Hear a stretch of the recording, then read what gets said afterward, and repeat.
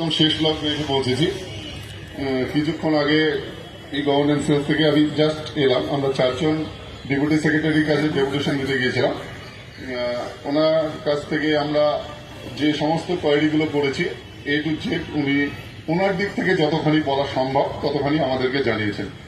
প্রথম কথাটা হলো যে এখনো পর্যন্ত আমরা সব সঠিক পথে চলছি, ঠিকঠাক আছে, কোনো অসুবিধা নেই, এটা বলেই স্টার্ট করেছে। প্রথম কথাটা হলো যে আমাদের বিকাশ ভবন থেকে যখন একটা ফাইল পাঠানো হয় গভর্নেন্স সেলে যে এই এতজন ছেলে আছে তাদের সম্বন্ধে বা তাদের এই সরকারিকরণ বা ওনাদের দিক থেকে যেভাবে ফাইল রেডি করে পাঠানো হয়, তারপরে ই গভর্নেন্স সেই ফাইলটাকে রেডি করে।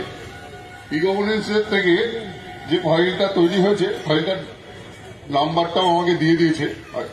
এখন কিছু বিশেষ কারণে আমি সবারই সামনে ফাইলের নাম্বারটা এখন বলতে পারবো না, কিন্তু উনি যে কথাটা বলেছেন যে ওনার দিক থেকে লাস্ট যে আপডেট সেটা হলো পুজোর ঠিক একদিন আগে ফাইলে দুটো কোয়ারি করে পাঠানো হয়। দুটো কোয়ারি ফিনান্সিয়াল কোয়ারি, এমন কিছু কোয়ারি নয় যে কোয়ারিগুলো সলভ হবে না, এবং খুব সামান্য কোয়ারি বলে উনি সেই কোয়ারিটা সলভ করে ওপরে পাঠিয়ে দিয়েছেন। তারপর থেকে আবার পুজোর পরে ওনার কাছে ফাইলটা এসেছিলেন জাস্ট ডিসিশন জন্য। এবার ফাইলটা কি ধরনের ফাইল উনি বললেন যে পারে যে ফাইলটা তৈরি হয়েছে সেই ফাইলটা হলো মেনি ডিপার্টমেন্ট ফাইল একসাথে।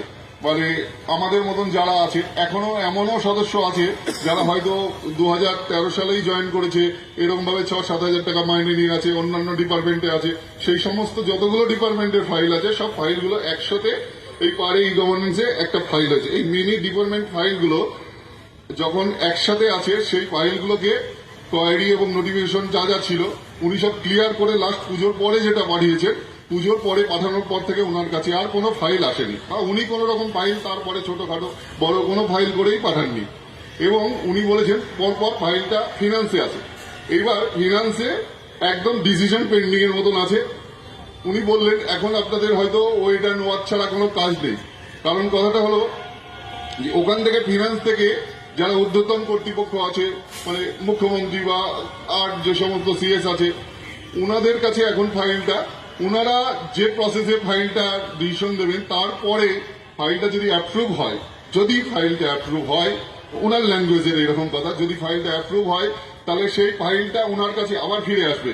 এবং যদি প্রয়োজন হয় অ্যাপ্রুভ করাতে ক্যাবিনেটের দরকার আছে, তাহলে ওনারা ক্যাবিনেট করাবেন। হ্যাঁ, এবং ক্যাবিনেট করানোর পর ফাইলটা ওনার কাছে আবার আসবে, তারপরে অর্ডার বের হবে। এবং ওনাকে আমরা জিজ্ঞেস করলাম যে এটা করতে কতদূর বা কতটা লেন্দি প্রসেস হতে পারে, আর তো ইলেকশনের বেশি সময় নেই, তাহলে এই লেন্দি প্রসেসটা কতদিন লাগতে পারে। উনি বললেন এটা একদিনের ব্যাপার। আমার কাছে যদি ওটা অ্যাপ্রুভ হয়ে আসে তাহলে একদিন লাগবে আপনাদের হতে, কিন্তু ডিসিশন মেকিং পর্যায়ে পড়ে আছে, সেটা অনেক বড় ব্যাপার। সেখানে সরকারের কত টাকা আছে, সরকার কিরকম দেওয়ার মতন পজিশনে আছে, সেটা একদম ঊর্ধ্বতন কর্তৃপক্ষই ঠিক করবে। এটা হলো একদম আজকের, মানে আমি যেটুকু শুনে এলাম বা আমাদের কাছ থেকে যেটুকু শুনে এলাম, এরকম একটা পজিশন আছে।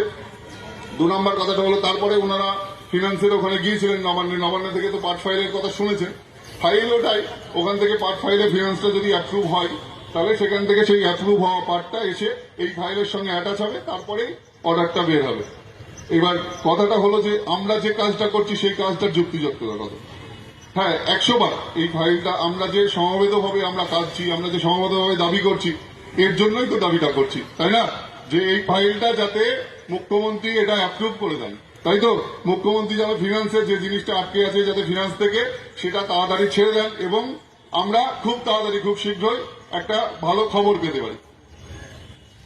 যাকে আজকে আমরা মোটামুটি আমরা মনে করছি আমরা যে কাজটা করতে গিয়েছিলাম আমরা আমাদের কাজে সফল, কিন্তু আমাদের লড়াই তো এটা আমার মনে হয় যেন শুরু হলো। এখন সামনের ইলেকশন পর্যন্ত আমাদের লাগাতার এইরকম হ্যামারিং করে যেতে হবে, এবং যতক্ষণ পর্যন্ত আমরা ঊর্ধ্বতন কর্তৃপক্ষের কানে এই কথাগুলো পৌঁছে না দিতে পারবো ততক্ষণ পর্যন্ত আমাদের শান্তি নেই, বা আমাদের হয়তো ঘুম আসবেও না। আমরা সবাই এটা বলছি, আজকে যারা উপস্থিত হতে পেরেছেন তাদেরকে অসংখ্য ধন্যবাদ। যারা উপস্থিত হতে পারেননি, যারা বাড়িতে আছেন, পরবর্তী ক্ষেত্রে আমরা যে সমস্ত কর্মসূচি নেব বা নেওয়ার পরিকল্পনা করছি, আপনাদের কাছে করজোড়ে রিকোয়েস্ট করছি যে আপনারা সবাই মিলে একসাথে আসবেন। একসাথে এসে যদি আমরা সবাই মিলে মুখ্যমন্ত্রী বা ঊর্ধ্বতন কর্তৃপক্ষের কানে এই জিনিসগুলো পৌঁছে দিতে পারি, তাহলেই আমাদের সার্থকতা আসবে বা আমরা আমাদের নির্দিষ্ট লক্ষ্যে পৌঁছাতে পারবো। আমি আর বিশেষ কিছু বলবো না। আজকে আমাদের যে সময় নেওয়া হয়েছিল সেই সময় একদম শেষ লগ্নে এসে পৌঁছে গেছি। পরবর্তী ক্ষেত্রে আমি আসার পর সুদীপও তো গিয়েছিল ওখানে, সুদীপবাবু কিছু বলছেন, আপনারা শুনে নিন, তারপরে আপনারা লাস্ট কর্মসূচি সম্বন্ধে আমরা জানিয়ে দেবো, তারপরে আপনারা বাড়ি যাবেন।